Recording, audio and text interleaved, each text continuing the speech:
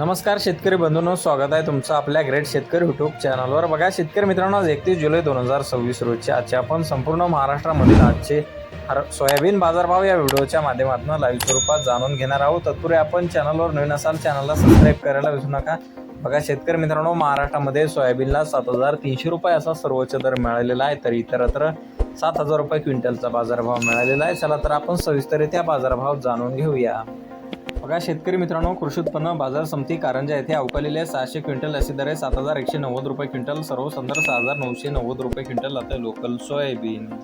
मग पुढील बाजार समिती अचलपूर अकोला येथे जास्तीचा दर आहे 7,000 रुपये क्विंटल, सर्व संदर्भ 6,850 रुपये क्विंटल आता लोकल सोयाबीन।